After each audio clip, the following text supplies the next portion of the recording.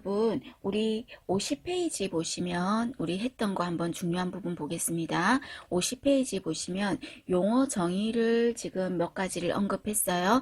여러분 눈여겨보십시오. 제가 조금 이따 다시 한번 확인할 겁니다. 먼저 용어 정의에서 제일 중요한 용어가 오염이라는 말과 감염이라는 말을 구별을 했습니다, 여러분. 그럼 이때 오염이라는 말은 어떤 거였냐면은 균이 내 몸에 들어가서 뭐 새끼를 치거나 증식하는 게 아니라 어떤 거라 그랬냐면 병원체가 내 손에 묻어만 있는 거죠. 어떤 숙주에 묻어만 있는 것을 무엇이라고 말했다? 그거를 오염이라고 했습니다. 그래서 이 오염은 다른 말로 그냥 병원에서는 그냥 뭐라고 말한다? 콘타라고 했습니다. 여러분 알아두십시오. 실습 나가서나 또는 자격증 따서 일을 하실 때 꼭 필요한 용어라 그랬습니다. 그래서 콘타미네이션 또는 콘타라는 말은 오염이라는 의미였습니다. 잠깐 묻어만 있는 거였어요. 그러면 질문해 볼까요? 이거를 해결할 수 있는 방법은 어떤 거로 해결을 할 수 있다? 손을 씻어버리면 해결이 짠 된다라고 했던 게 오염이었어요. 그러면 이때 두 번째 정착이라는 거는 이건 어떤 거냐면 묻어만 있는 게 아니라 여기에서 늘 자리를 잡고 있는 거. 그죠? 정착이라는 말은 자리를 잡고 있는 거는 정착이었습니다. 그러나 제일 중요한 거는 세 번째가 되겠죠. 세 번째, 자, 감염이라는 거는 어떤 거냐면 감염의 3대 요소 중에 뭐가 있었다? 병원체라는 게 있었죠. 이 병원체가 어딘가에 들어가서 살아야 된다 그랬죠. 그럼 어딘가에 들어가 사는 장소를 무엇이라고 불렀다? 숙주라고 했었습니다. 그래서 숙주 안에 들어가서 산다 그랬어요. 그럼 숙주 내에 들어가서 가만히만 있으면 그거는 정착이잖아. 가만히만 있는 게 아니라 어떻게 한다 그랬습니까? 새끼를 친다 그랬죠. 그래서 병원체가 숙주 안에 들어가서 자리를 잡고 증식을 하는 거야. 증식을 하여서 결론은 어떻게 하다? 인체에 영향을 주는 거죠. 영향을 주는 것을 무엇이라고 한다? 감염이라고 했습니다. 그러면 내한테 코로나 바이러스가 사람 몸에 나에게 들어왔어요. 그랬을 때 목이 막 아프고 열도 나고 기침하고 막 그래요. 그거는 증상을 드러낸 거죠. 증상을 드러낸 감염은 이름을 무엇이라고 불렀었습니까? 증상이 출현했다. 그래서 현성감염이라고 했습니다. 맞나요? 자, 그런데 코로나 바이러스가 내 몸에는 들어왔지만 증상을 드러내지 않아요. 드러내지 않는 경우는 무엇이라고 불렀습니까? 증상이 없다, 무증상 감염자 같은 뜻으로 불연성 감염이라는 말을 썼었습니다. 기억을 하실 것. 그 다음에 이 사람 몸에 감염이 됐다는 말은 병원체가 들어가 있는데 이 병원체가 도대체 어떤 녀석인지를 알아야 그 균을 잡아서 약을 써서 죽여버릴 거 아닙니까? 쉽게 말해서. 그러면 그 균을 정확하게 알기 위해서 원인균을 파악해서 적절한 무엇을 쓰고 싶었다? 균을 죽이느냐? 항생제 또는 항균제 이거를 쓰고 싶어서 이 검사를 하죠. 그 검사 이름이 뭡니까? 균을 키워주겠다 하는 말 배양이라고 했었습니다. 그래서 결론 감염을 진단하는 방법이 뭐냐 이래 말하면 배양이고 이 배양을 하는 목적이 뭐냐 이래 말하면 원인균을 파악해서 적절한 항생제를 쓰기 위함이다. 되셨습니까? 자, 그 부분이 50페이지 설명을 했었어요. 봐주시고 그 다음에 50페이지에 왼쪽에 보시면 감염의 종류를 몇 가지를 제가 언급을 했는데 그 중에서 중요한 두 가지를 말한다면 그 감염의 원인이 바깥에서 들어왔으면 그것을 무엇이라고 불렀습니까? 외인성 감염. 바깥에서 들어온 거, 외부에서 균이 들어온 거죠. 반면에 자신의 구강이나 자기 안에 있는 구강이나 또는 장에 붙어 있던 균, 붙어 있는 거를 정착이라 그랬죠. 정착하고 있는 균이 내가 약해진 틈을 타서 주인님 몸이 약해진 틈을 타서 안에 내부에서 반란을 일으켜서 인체에 해를 주는 거. 그거는 내 안의 균 때문에 생긴 거죠. 그걸 뭐라고 한다? 내인성 감염. 외부에서 균이 들어온 거는 외인성 감염. 맞나요? 자, 그리고요, 밑에 보시면 우리가 지금 앞으로 많은 얘기들을 하는 거가 대부분이가 어디서 걸린 거다? 어드미션. 어드미션이 뭡니까? 입원. 입원하면서 병원 내에서 내가 감염이 된 거죠. 그걸 뭐라고 말한다? 병원 감염이라는 표현을 썼었습니다. 입원 중에 발생한 모든 감염. 병원 감염이죠. 이것 중에서 주로 어떤 걸로 생긴다? 드레싱 같은 거. 그래서 창상, 그죠? 상처 드레싱 같은 거 하다가 생길 수가 있다. 그래서 상처 드레싱 할 때 무균적으로 어떻게 해야 된다 하는 거 설명했었고, 그 다음에 또 제일 대표적인 건 어떤 거였냐면 요도 감염이라고 했었습니다. 그래서 시험 문제에서 병원 감염 중에 하나로서 회원부 부분이 엄청 이게 음부가 주변이 빨갛게 되고 뭔가 이게 발적이 생기고 이런 문제가 생겼다. 소변주를 하고 있는데, 그럼 그거는 무엇이다? 요도 감염이 문제인 거죠. 되셨어요? 그런 거. 그래서 제일 많은 거는 요도 감염이라는 거, 또는 주사 바늘 같은 거에 찔릴 수도 있다 그랬습니다. 그래서 바늘 같은 경우는 뚜껑을 닫는다, 뚜껑을 닫지 않는다, 뚜껑을 닫지 않는다. 그래서 그 손상성 폐기물통에 딱 바늘만 분리한다든지 아니면 한 손 기법으로 뚜껑을 닫아라 라고 했었어요. 되시겠습니까? 자, 그 부분에 대한 설명을 했었고요. 그 다음에 또 52페이지에 보시면 52페이지 보시면 우리 중요한 거, 의료 현장에서 나오는 폐기물을 무엇이라고 불렀다? 의료 폐기물이라고 했습니다. 의료하면서 나온 폐기물, 아무데나 종량제 쓰레기통에 넣으면 안 되는 거가 되는 거죠. 자, 그러면 이때 의료 폐기물에는 종류가 있더라. 그럼 그 종류를 지금 쭉 여러 가지가 있는데 이 부분은 너무너무 많이 중요하다고 했었습니다. 시험 문제에서 잘 나온다 그랬어요. 그럼 이거에서는 이러이러한 얘는 어떤 폐기물에 속하냐, 이름 물을 거야. 종류를 알아야 돼. 종류를. 그죠? 그리고 이런 폐기물은 마크가 있었죠. 그 마크의 색깔이 무슨 색깔 마크로 표시를 하냐 하는 거 했었죠. 그 부분에 대한 거 물을 겁니다. 그러면 감염병 환자한테서 나오는 폐기물, 감염병이 있는 환자들한테서 나오는 뭐 꺼즈라든지 뭐 여러 가지 처치하면서 나왔던 거, 그런 거는 그냥 싸그리 모두 몽땅 어떤 폐기물로 집어넣겠다? 격리 의료 폐기물에 넣겠습니다. 되셨습니까? 그래서 격리 의료 폐기물 하면은 감염병 환자한테서 나온 모든 거 이런 말 나오면 격리 의료 폐기물이야. 그럼 이거는 최대 보관 기간이 얼마까지가 된다 했습니까? 일주일 할 거야. 일주일. 그런데 말이 일주일이지 매일 버린다 그랬습니다. 됐나요? 그냥 이거는 종류를 신경 쓸 거 없이 감염병 환자한테서 나온 거다 하면은 격리 의료 폐기물. 되셨죠? 그 다음에 두 번째는 조직 물류 폐기물이라는 거 있었죠. 요것도 어떤 키워드가 나올 거냐면 조직이란 말 나올 거야. 인체나 동물의 조직 또는 장기 이런 키워드가 들어갈 겁니다. 그리고 또는 절단된 신체 뭐 일부 또는 동물의 사체, 실험하니까 동물의 사체, 조직, 장기 이런 말이 나오면 조직 물류 폐기물입니다. 되셨어요? 그 다음 이번에는 병리계 폐기물이라는 것도 있어요.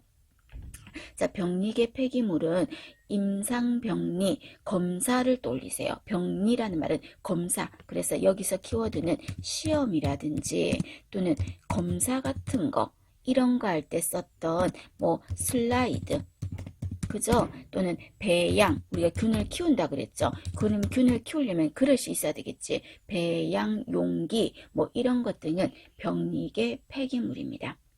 되셨습니까? 자, 그 다음에 또 중요한 게 손상성 폐기물이 있다 그랬습니다. 이 부분도 어려울 거 없어. 손상성은 어떤 말이었습니까? 내가 정리하다가 아 따가워 아야 하고 찔려서 다칠 수 있는 거, 그런 거는 전부 다 손상성인 거죠. 그러면 가장 대표적으로 어떤 말이 들어갈 거다? 주사바늘, 그죠? 찔리잖아요. 주사바늘 또는 봉합바늘, 꼬매는 실 있잖아요. 꼬매는 바늘, 봉합바늘, 이런 거 들어갈 거야. 그리고 한방에서 쓰는 뭐요? 침.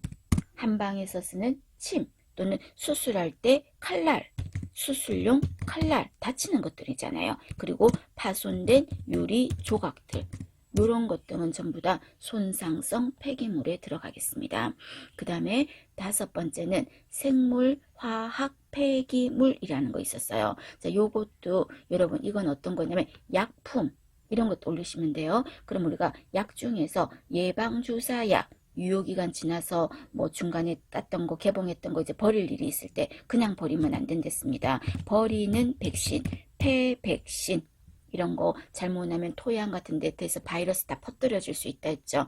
폐백신, 생물화학 폐기물입니다. 그 다음에 항암제 버리는 거, 항암제라고 하겠습니다. 항암제도 암세포를 죽이는 아주 독한 약이잖아요. 성분이. 그럼 이런 거를 아무 때나 버리면 안 되겠죠. 되셨습니까? 자, 그 다음에 이번에는 혈액 오염 폐기물이라고 그랬어요. 자, 이거는 여러분 어떻게 생각하라고 했냐면 피주사를 맞았어. 피주사, 혈액백.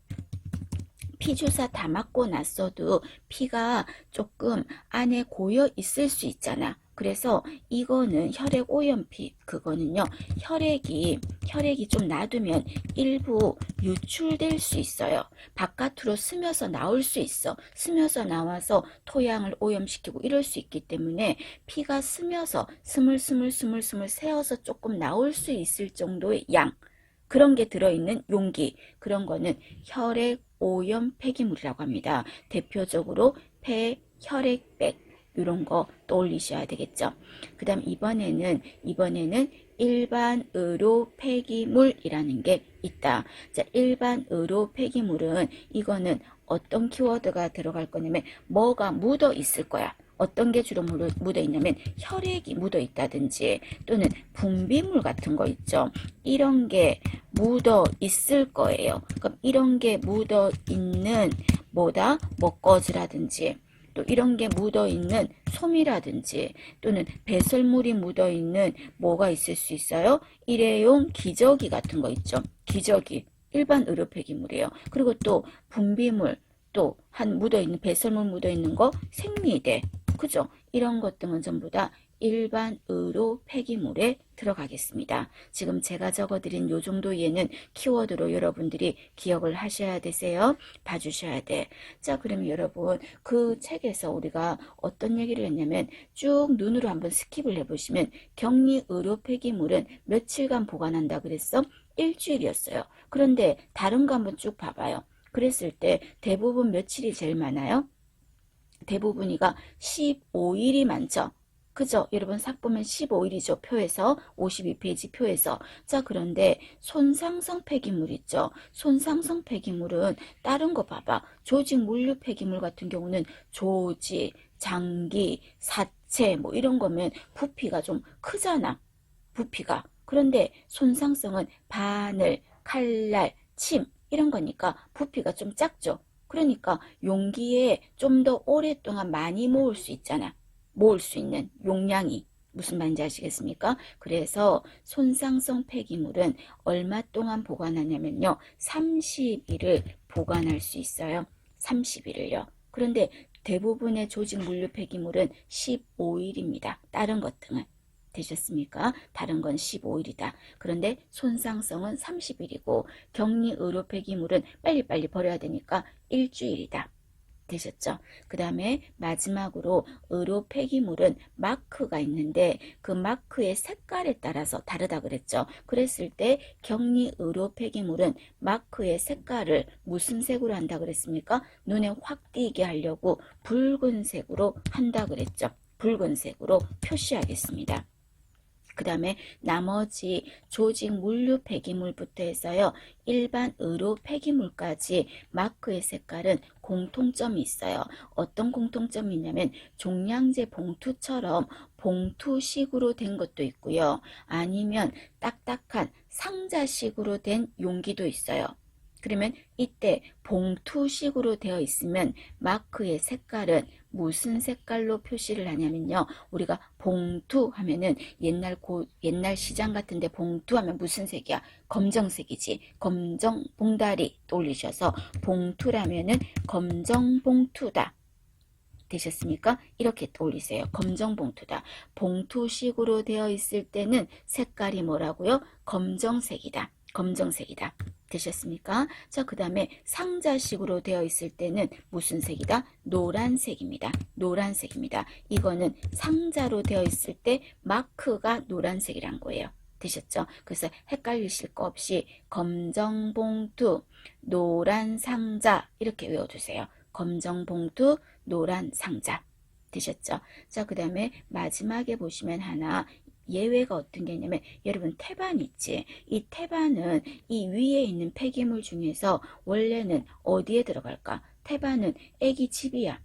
애기 칩이야. 그거 우리 몸 안에 있는 거잖아요. 바깥에서 뭐 넣어준 게 아니잖아요. 내 몸 안에 한 부분이지. 그럼 뭐가 될까? 조직, 물류, 폐기물이에요. 원래는요. 그러면 조직 물류 폐기물이니까 노란 상자식이나 봉투라면 검정색의 마크로 된 봉투에다가 넣어야 되는데 이 태반을 재활용해가지고 태반 주사도 만들고 약을 만들고 싶어. 재활용하고 싶어. 그럼 거기에다가 다른 막 장기들 있는데 막 섞어서 넣으면 안 되잖아요. 그럼 따로 해야 되겠죠. 그럼 이때 태반을 재활용할 때는 마크가 색깔이 무슨 색으로 되어 있습니까? 한다면 녹색으로 되어 있다는 겁니다.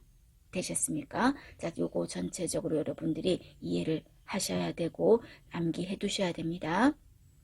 봐주실 것. 자, 그 다음에 여러분들이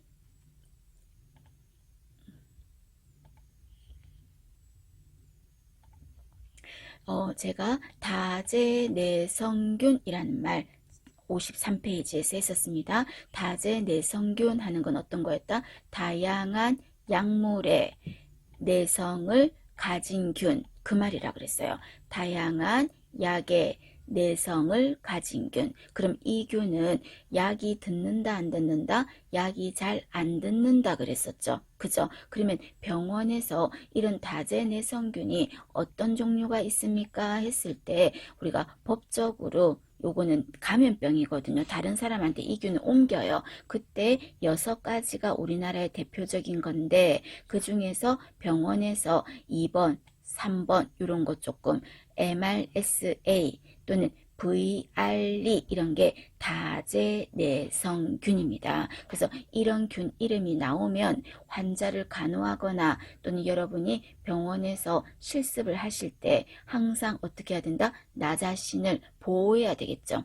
그리고 나 자신을 보호해야 여러분이 그 문제가 없어야 다른 환자를 또 가서 케어할 때 다른 환자한테도 전파를 안 시키겠죠. 그러면 다제내성균 환자 간호를 할 때 어떻게 하라고 했습니까? 방을 어떻게 할까요? 따로 써야지. 그러면 따로 이 환자를 두는 거를 무엇이라고 합니까? 따로 떼어 놓는다. 격리라고 한다 했습니다. 54페이지에 자, 다제내성균 환자 간호 격리 지침이라고 했습니다. 그래서 방은 1번에 격리해야 돼. 자, 그런데 이번에는 방이 없어.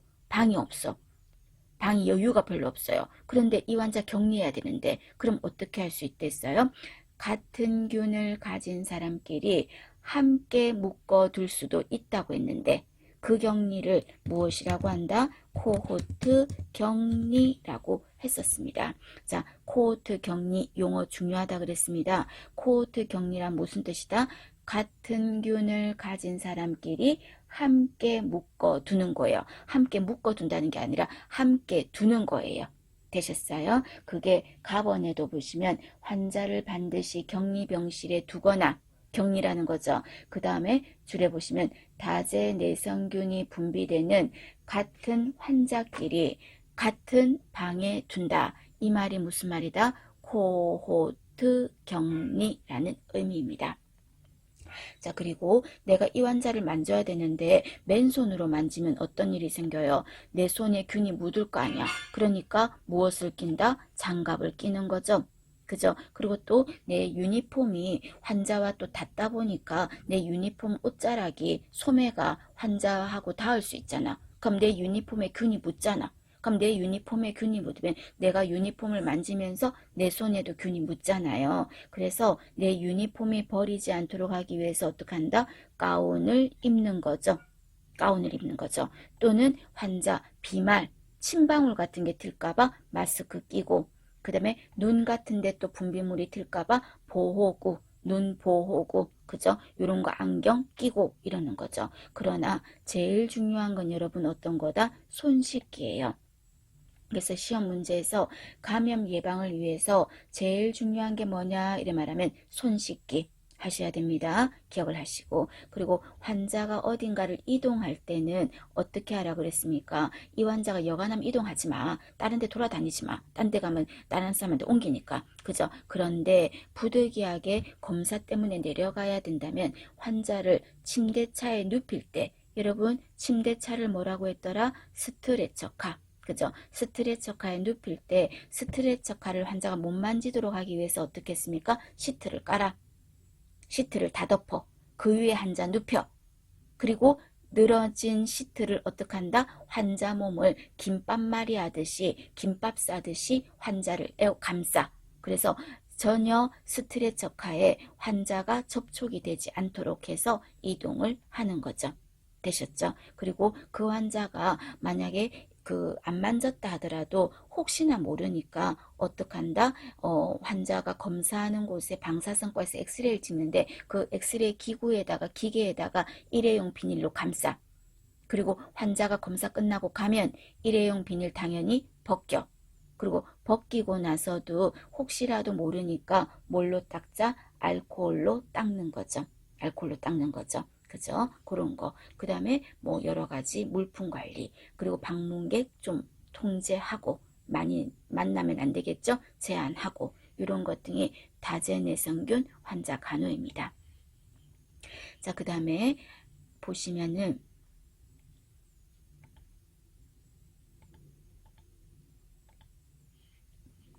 자, 이번에는 멸균 중요한 말, 그리고 소독, 그리고 방부제, 그리고 조금 전에 했던 감염, 그리고 면역, 요 용어 정의 정확하게 기억을 하십시오. 자, 멸균이라는 건 어떤 거였다? 아포를 포함해서 모두 다 싸그리 죽이는 거는 멸균이었고요. 아포는 제외하고, 여기서 포커스해요. 아포를 제외하고 나머지를 다 죽이는 것은 무엇이라고 한다? 소독이라고 했었습니다. 그리고 방부제라는 것은 어떤 거다? 균이 증식하거나 발육하는 것을 막는 거, 저지하는 거예요. 생활 환경을 불리하게 해서 잘 못 자라게 하는 것을 방부제라고 했습니다. 그럼 여러분, 제가 방부제로 가장 많이 쓰는 게 뭐라 그랬습니까? 붕산수라고 했어요. 근데 이거 병원에서는 뭐라고 부른다? 보릭이라고 표현을 했었죠. 기억을 하셔야죠. 그 다음에 4번에 감염이란 질병을 일으키는 첫 번째 감염의 요소 미생물, 그리고 두 번째 요소 숙주에 들어가서 거기서 자리 잡고 새끼를 치는 단계까지 가는 게 감염이었어요. 됐죠? 그 다음에 면역이라는 건 어떤 거다? 이거는 면역력이 높다. 그 말은 무슨 말입니까? 미생물이 들어왔을 때 인체가 싸우는 거야. 싸우는 힘이 세대, 높다는 말은. 그 말은 병원균이 들어왔을 때 질병에 잘 걸린다, 안 걸린다? 잘 안 걸리는 거죠. 반면에 내가 면역력이 떨어졌다. 그 말은 무슨 말이에요? 싸우는 힘이 약하니까 균에 잘 감염이 일어나겠죠. 되셨습니까? 전체적으로 한번 보시고. 자, 그 다음에 넘어가셔서요. 자, 여러분 50 몇 페이지냐면은 58페이지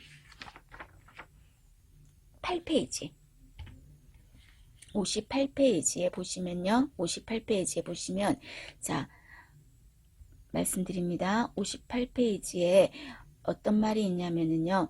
감염병 환자 오른 왼쪽에 팁에 보세요. 왼쪽에 팁에 보시면 감염병 환자 간호 후 손 씻는 법이라고 해서 세 번째 줄에 있죠. 그거 여러분 별표할까요? 그때 말씀 안 드렸을 겁니다. 자, 감염병 환자 간호하고 나서 손 씻는 방법이라 그랬어요. 자, 우리가 일반적으로 감염병 환자 간호가 아니고 일반 환자를 간호했어. 여러분이 병원에서 실습을 했어. 또는 간호를 했어. 그럼 내 손을 어떻게 하는 게 좋아요? 씻어야지. 그럼 이때 씻을 때는 어떻게 씻으면 될까? 그냥 흐르는 물 틀어놓고 비누하고 물로 씻으면 돼요. 자, 그런데 여기서 포커스는 어떤 환자라고 했냐면 감염병이 있대. 100% 감염병을 갖고 있대. 그럼 이 환자를 간호했대. 그러면 내 손에는 감염병 환자 바이러스나 균이 묻었잖아요. 100% 확신이 묻었잖아요. 아까는 조금 전에는 일반 환자 간호니까 그냥 깔끔하게 하기 위해서 내가 씻었다면 지금은 100% 묻은 균을 없애야 되잖아. 그럼 그때는 바로 흐르는 물에 씻는 게 아니라 먼저 1단계 뭐를 한다? 소독수가 들어있는 대야의 물에 손을 먼저 씻으세요. 1단계. 그래서 왼쪽에 팁에 있습니다. 세 번째 줄에 소독수가 들어있는 대야의 물에 먼저 손을 씻어. 그럼 손 씻고 나서 이때 소독수가 들어있으니까 여기 있는 균이 조금 일부가 죽었겠죠. 소독수에 내 손을 씻었으니까. 그리고 나서 두 번째 흐르는 물에다가 비누와 물로 다시 씻는 겁니다. 되셨습니까? 요거 알아두십니다, 여러분. 소독수가 들어있는 대야물에 손을 먼저 씻고 그 다음에 흐르는 물에 다시 씻는다 하는 거 봐주세요. 자, 그 다음에 위에 첫 번째 팁에 보시겠습니까? 59페이지의 첫 번째 팁에 보시면 자, 1번에 포비딘 제제라는 말 보이십니까? 찾으셨습니까, 여러분? 포비딘 제제. 자, 이거는요, 약국에서 여러분 무슨 약 있어? 포비돈이라는 말 들어보셨죠? 포비돈. 갈색깔약 들어보셨잖아요. 그럼 이 갈색깔약은 원래는 처음에 우리 옛날에는요, 원조로 제일 많이 쓰는 소독약 중에서 어른들이, 우리 조상들이 제일 좋아했던 게 아까진기라는 약이 있었죠. 빨간 약. 그래서 우리 드라마상에 어떤 치매 환자가 가슴이 아프다고 가슴에다가 아까진기를 막 발랐던 그런 드라마 설정도 있었거든요. 그럼 이때 아까진기가 되게 소독력이 좋다고 하는데 그 아까진기라는 그 소독약에는 수은이 들어있었어. 수은은 인체에 해롭잖아요. 그래서 소독력은 정말 좋게 만들고 나쁜 중금속, 수은 같은 거는 없애서 약간 업그레이드 시킨 소독약이 이름이 뭐다? 포비딘 제제입니다. 이거를 병원에서는 뭐라고 한다? 여러분 이거를 읽으실 때 포비돈 아이오다인이라고 더 많이 말해요. 포비돈 아이오다인. 되셨습니까? 그런데 이거 병원에서 이렇게도 안 해요. 더 줄일게요. 그냥 뭐라고 하냐면 베타딘이라고 부릅니다. 그래서 베타딘 하면은 갈색깔약이야.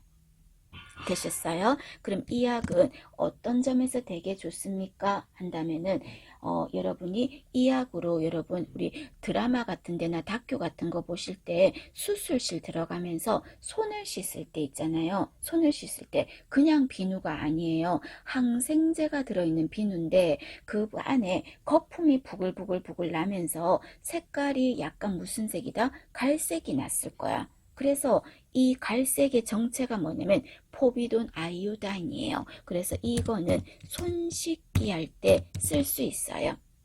두 번째 줄에 있죠. 2번에 손 씻기에 사용한다는 거. 그죠? 보시고 그 다음에 3번에 보시겠습니까? 3번에 보시면 줄 거 봅니다. 그람 음성균 그리고 두 번째 줄에 그람 양성균이라고 나왔죠. 중요하지 않아. 그런데 그냥 그람이라는 생물학자가 지가 발견했다 그래서 이름 그냥 붙인 거예요. 그냥 헷갈릴 거 없이 그람 음성균, 그람 양성균 이거 다 죽인다는 거예요. 그리고 그 줄에 뭐가 있습니까?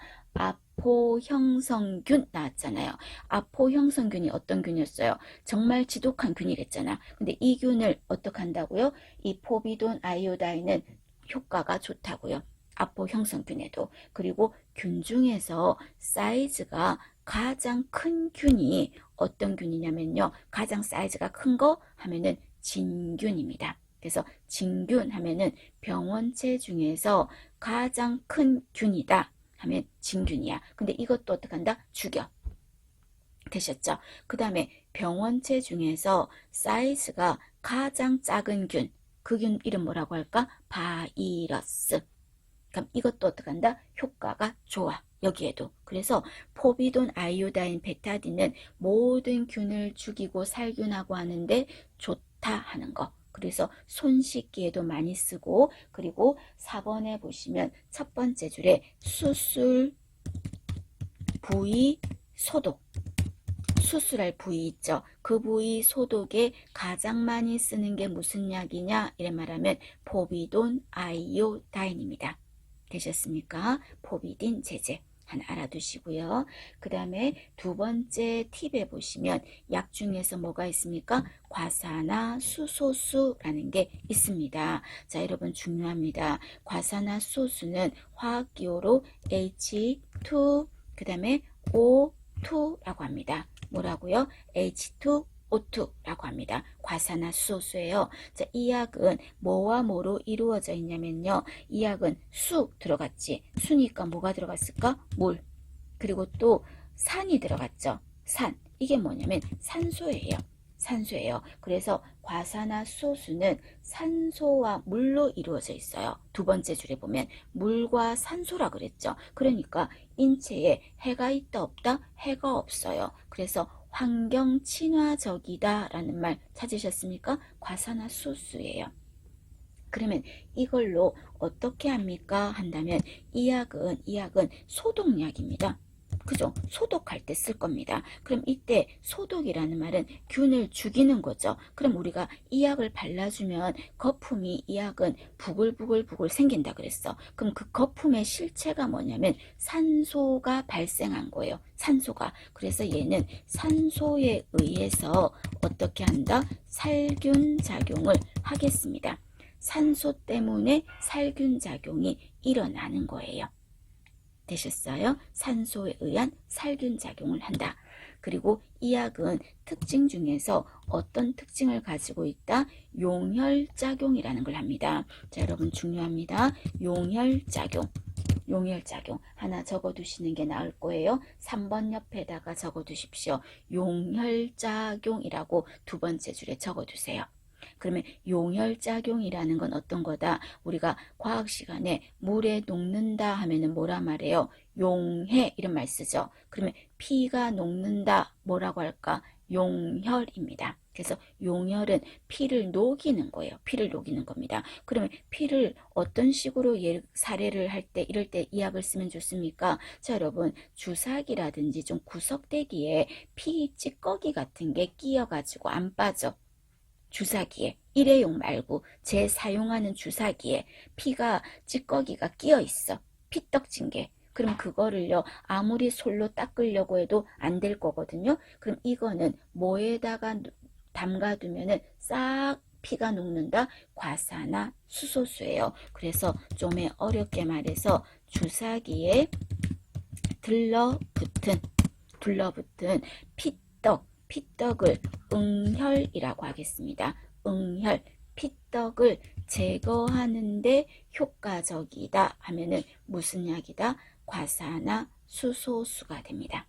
되셨습니까? 그래서 3번 옆에다가 주사기에 들러붙은 응혈을 제거하는 용혈작용을 한다라고 하나 참고로 적어놔 주십시오. 적어두시고 그리고 얘가요 또 어떤 작용도 하냐면요 탈색 작용도 합니다. 색깔을 빠지게도 하는 역할도 있습니다. 물론 이것 때문에 뭐 메인으로 병원에서 쓰는 건 없지만 탈색의 효과도 있어요. 자, 그 다음에 이 약은요, 구강간호에도 쓴다는 거 알아두십시오. 구강간호에도 사용을 하겠습니다. 그러면 이때 구강간호에도 쓴다고 했는데 입간호할 때 주로 어떤 경우에 씁니까? 그랬을 때 우리 나이 드신 분들 혀에 허옇게 낀 거, 그런 걸 뭐라 그래요? 백태라고 하죠. 그래서 이 백태가 꼈을 때 나무젓가락, 일회용 나무젓가락으로 혓바닥 끌어내가 당겨가지고 땡땡 닦아보면 감염만 일어나거든. 그럼 이때 어떤 약으로? 과사나 수소수로 닦아주면 깨끗하게 제거가 된다는 거예요. 자, 백태가 낀 옆에다 4번이라고 하고 적으세요. 혀에 죽은 조직을 제거하는데 효과가 좋습니다. 백태가 낀 혀에 죽은 조직을 제거합니다. 되셨어요? 그리고 또 구강간호에 쓰이는 용도 중에서 두 번째가 뭐가 있냐면 입냄새, 구취의 원인을 제거하기도 합니다. 구취의 원인을 제거하기도 합니다. 되셨습니까? 알아두실 것. 그러면 얘가 H2O2가요. 산소에 의해서 균을 죽여주는 작용도 하죠. 그리고 용혈작용도 하고 뭐 이런 여러 가지 효과가 있는데 이런 효과를 내려면 얘는 뭐와 뭐로 이루어져 있다 했습니까? 물과 산소로 이루어져 있거든요. 근데 얘들을요. 물 나 잘났다고 물 따로 산소 따로 분리가 돼버리면 효과가 없어. 소독의 효과도 없다고요. 그러면 물하고 산소가 서로가 공존해야 돼. 공조해야 돼. 그러려면 서로 떨어지면 안 되거든요. 그럼 언제 얘들이 떨어집니까? 하면 빛을 보면 떨어집니다. 빛을 보면 떨어져 버려요. 그래서 얘는 빛을 차단하는 용기에다가 과사나 수소수를 보관해야 돼요. 그러면 빛을 차단하는 용기를 뭐라고 한다? 차광용기라고 하겠습니다. 차광용기에 이 약을 보관해야 돼요. 되셨습니까? 자, 중요한 키워드들 많이 했습니다, 여러분. 과산화 소수는 H2O2라고 한다. 그리고 얘는 물과 산소로 이루어져 있어서 환경 친화적이더라. 그리고 살균 효과 있다. 산소에 의해서 살균 작용하더라. 그리고 더 중요한 건 어떤 거였다? 용혈작용하더라. 용혈작용하더라. 왜? 주사기에 들러붙은 응혈을 제거하는 효과가 있더라. 그 다음에 구강간호에도 쓰이더라. 구강간호에도 쓰이더라. 그래서 백태가 낀 혀의 죽은 조직을 제거하더라. 되셨습니까? 그 다음에 이번에는 어떤 용기에 보관해야 된다?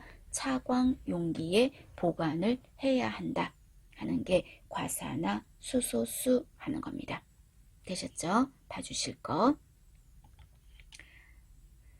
자, 그 다음에 우리가 멸균법 중에서 여러 가지 멸균을 했었는데요. 그 중에서 제일 중요한 거는 고압증기 멸균이라 그랬어요. 기억하셔요, 여러분. 자, 고압증기 멸균은 어떤 특징을 갖고 있다? 120도 2, 30분인데 여기서 가장 키워드는 가장 많이 쓰인다 하는 거. 그래서 병원에서 가장 많이 쓰는 게 뭐다? 고압증기 멸균이에요. 이름에서 뭐라고 했습니까? 멸균이라고 했어. 멸균. 그러니까 모든 균을 다 아포균까지도 다 죽이는 거죠.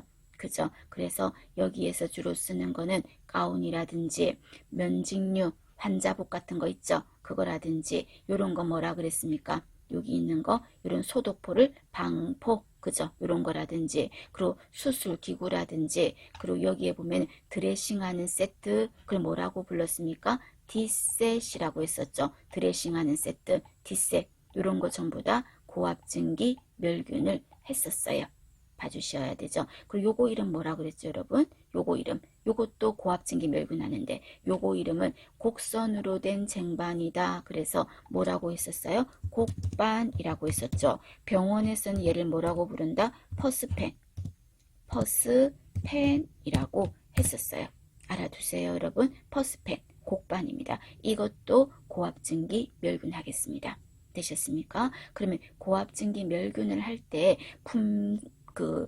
물건을 이런 소독포에 쌌죠. 그럼 소독포에 싸서 겉에다가 뭐를 붙인다고 했냐면 이렇게 생긴 테이프를 뜯어서 붙인다 그랬어. 요 겉에다가 이 테이프 이름 무엇이라고 그랬습니까? 테이프 이름 인디게이터라고 했었어요. 인디게이터.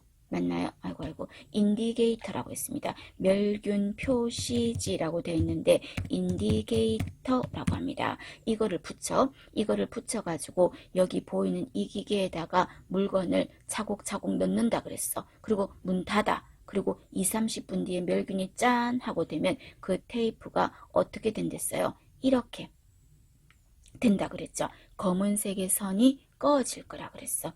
그리고 여기에 뭐를 적을 거냐면요. 이 안에 든 물건이 뭘까? 이름. 그리고 또 날짜 적는다 그랬죠. 그럼 이때 날짜를 적는 이유는 뭐였지? 유효기간 알아보려고. 유효기간이 얼마였죠? 2주. 유효기간은 2주였어요. 기억납니까? 그 다음에 이렇게 된 거, 이렇게 집게, 핀셋, 폴셋, 이거는 끝을 벌려서 쌀까요? 다물어서 쌀까요? 증기가 쏙쏙쏙쏙 썰어가야 되니까 끝을 벌려서 싸라 그랬죠. 가위 어떻게 쌀까? 가위도 끝을 벌려서 싸라 그랬죠. 그리고 이 안에 물건을 집어넣을 때 차곡차곡 예쁘게 집어넣을까? 아니면 덤성덤성 넣을까? 듬성듬성 넣자. 맞나요? 넣고 그 다음에 감염병 환자가 입원할 때 가지고 왔던 물건들 있죠. 그런 거 어떻게 했었어?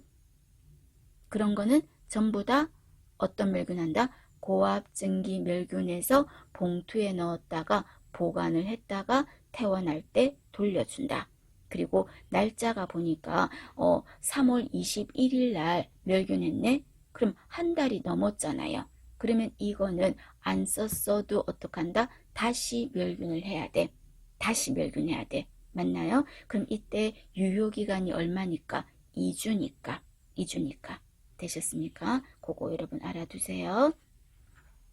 자, 그 다음에 이번에는 조금 전에 고압증기 멸균은 물이 닿아야 되는 거였거든요. 그런데 물이 닿으면 안 되는 것도 있지 않나? 그죠? 그럼 물이 닿으면 안 되는 거는 어떻게 할까요? 건조한 열을 쬐어주죠. 건열 멸균이라고 60페이지에서 말씀드렸습니다. 맞나요? 그럼 건열 멸균은 집에서 쓰는 어떤 거를 떠올려라? 오븐을 떠올리시면 돼. 그럼 이때 온도는 외울 건 없습니다. 한 120도 이상이야. 고압증기 멸균이 몇 도였어요? 120도였어요. 얘는 더 올려. 그래서 3시간 정도 걸려요. 만약에 온도를 더 이빨 올리면 시간은 줄어들게요. 160도 정도까지 올릴 수 있습니다. 그럼 얘는 물이 닿지 않는 물건에 써야 되겠죠. 물이 닿으면 안 되는 거. 어떤 게 있다? 알아두셔야 됩니다. 물이 닿으면 안 되는 파우더. 그 다음에 오일 기름이잖아. 물 닿으면 안 되는 거죠. 그 다음에 바셀린 하는 게 미끌미끌한 기름 성분이 그거잖아요. 그래서 바셀린이 묻어있는 꺼즈. 건열. 그 다음에 솜이 여러분 물 닿으면 안 되잖아. 그 다음에 종이, 연고, 유리는요 열에 강한 거라면 유리도 된다는 소리입니다. 자, 이런 거는 건열 멸균을 합니다. 되셨어요? 이 중에서 다 헷갈린다 하시면 어떤 거라도 아셔야 된다. 솜, 종이, 연고. 되셨습니까? 솜, 종이 들어가면 건열이에요. 그 다음에 이번에는 120도, 160도까지 온도를 올려버리면 녹아버리는 제품들도 있어요. 어떤 게 그렇다? 중요하죠. 플라스틱, 그리고 내시경, 그리고 고무 제품, 이런 거는 열에 약해. 여러분 플라스틱 같은 거나 고무 제품을 160도까지 올려봐. 다 녹아버리겠죠. 그럼 이런 거는 어떤 멸균을 합니까? 그랬을 때 에틸렌 옥사이드 가스 멸균을 했습니다. 에틸렌 할 때 뭐? E, 옥사이드 할 때 O 해가지고 그냥 줄여서 뭐라고 하시면 된다? 이오가스 멸균이라고 하시면 돼요. 그럼 질문해 볼까? 이오가스 멸균은 멸균이란 말 들어갔죠? 얘 아포 죽여 못 죽여? 아포 죽여요. 되셨어요? 자, 그러면 얘는 온도가 도대체 몇 도입니까? 온도가 봐봐요. 외우진 않아도 돼요. 38에서 55도야. 그러면 건열멸균은 이빨 올리면 몇 도였어요? 160도까지거든. 그럼 거기에 비해서는 차가운 거와 똑같다. 그래서 이오가스 멸균을 다른 이름으로 별명이 뭐라고 한다? 냉멸균이라고도 부릅니다. 되셨습니까? 그러나 이옥가스 멸균은 꼭 필요한 경우에만 하고요. 많이 쓰지 않으려고 하고 선호하지 않습니다. 왜? 단점이 많거든요. 그러면 단점이 어떤 게 있습니까? 했을 때 멸균 시간이 길어요.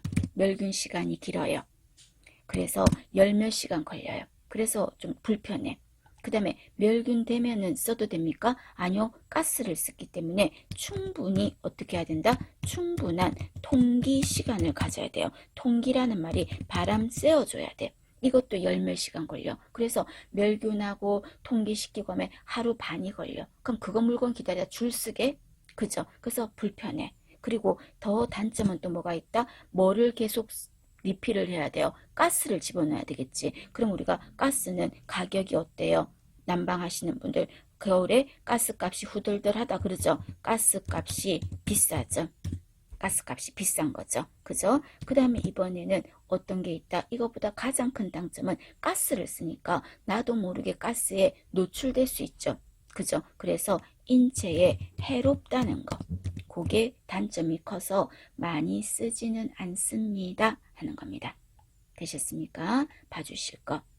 자, 그 다음에 이번에는 자비소독이라는 것도 있다. 자, 자비소독은 자비라는 말이 붙으면 무조건 끓는 물에다 하는 걸 말해요. 그리고 자비, 멸균 이런 거 없어. 자비라는 말이 붙으면 소독이야. 그럼 이때 질문해 볼까? 자비소독은 자, 아포는 죽인다 못 죽인다? 아포는 못 죽여요. 그래서 옆에 보시면 왼쪽에 팁에도 보시면 자비소독은 뭐라고 했다? 두 번째 2번에 보면요. 아포를 제외하고 모두 죽일 거야. 그 말은 아포를 죽인다 못 죽인다? 아포는 못 죽여요. 그래서 소독인 거예요. 아포까지 다 죽인다고 했으면 멸균이게 되셨습니까? 그러면 어떤 경우에 이거를 씁니까? 그러면 감염병 환자의 뭐 할 때 식기 소독에 쓰겠습니다. 되셨습니까? 그 다음에 우리가 일반적으로 끓는 물에 집어넣을 때는요. 보통 언제 넣기 시작하냐면요. 물이 끓기 시작할 때. 그래서 물이 끓기 시작할 때 넣으면 돼요. 끓기 시작할 때. 그래서 몇 분 정도 끓이면 되냐면요. 한 10분에서 한 20분 정도 끓이겠습니다. 되셨습니까? 자, 그런데 유리 제품은요. 물이 끓기 시작할 때 뿅 하고 넣으면 유리가 열이 갑자기 높아지는 바람에 유리 균열이 생겨서 딱 하고 금이 가버려요. 그래서 유리 제품은 어떻게 한다? 기억하셔야 됩니다. 유리 제품은 끓기 시작할 때 넣는다. 그럼 틀렸어요. 처음부터 어떻게 한다? 찬물에 넣는 거예요. 중요합니다. 처음부터 찬물에 넣어요. 그렇다고 해서 10분에서 20분인데 20분까지 해버리면 또 너무 온도가 오랫동안 해서요. 깨질 수도 있어. 그래서 끓이는 최대 짧은 시간 몇 분이었어? 10분이었죠. 그래서 처음부터 찬물에 넣고 몇 분간? 10분간 끓인다 하는 게 7번에 있습니다. 되셨습니까? 그래서 일반 제품은 끓기 시작할 때 넣고 유리 제품은 처음부터 찬물에 넣고 되셨죠? 자, 그런데 자비 소독을 할 시간도 없어. 끝이 날카로운 기구를 빨리 써야 될 것 같아요. 빨리. 그래서 끝이 날카로운 기구를 자, 여기서 키워드는요. 응급으로 사용한대. 응급으로. 자, 응급으로 사용할 때는 뭘로 하자? 70이나 75% 알코올에다가 소독을 하자. 되셨습니까? 자, 잘 봐주십시오, 여러분. 중요합니다.